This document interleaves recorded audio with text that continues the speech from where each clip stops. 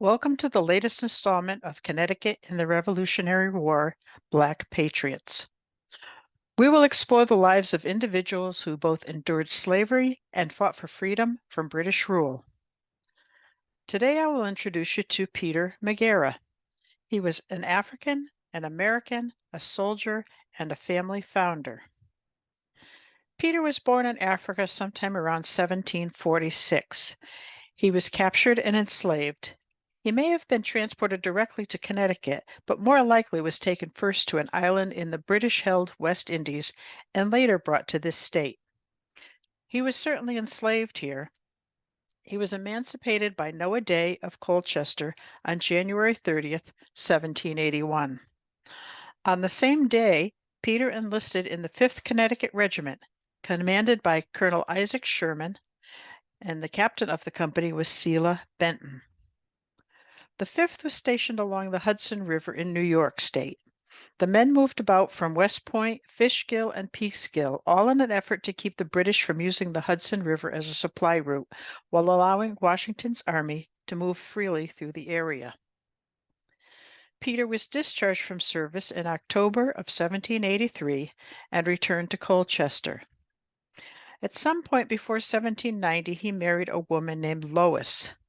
Unfortunately, that is all that's known about Lois, her first name, and that in 1790 her daughter Phyllis died in Colchester.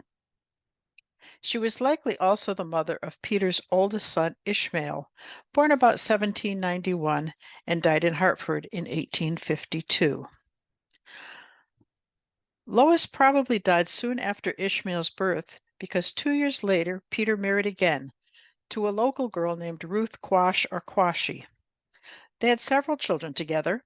When Peter applied for his service-related pension in 1820, he listed 6 minor children. Peter also owned property. He bought 3¼ acres in Colchester in 1798. In 1807, he bought an additional 21 acres in Marlborough, very near the Colchester town line. 3 years later, he bought an adjoining acre parcel that included a tan house or bark mill. A bark mill was a business where bark and small branches were collected from lumbering and sawmill operations. The bark was allowed to dry and then fed through a grinding device that reduced it to a fine powder known as tan bark, which was used in the leather tanning process.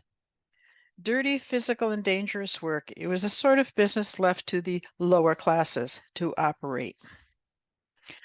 Sometime after 1822, Peter removed to the city of Hartford, where he died April 10th, 1827.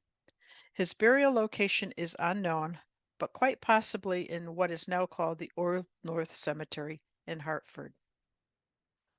Thank you, and please check out our other videos in this series concerning Black Patriots in the Connecticut Revolution.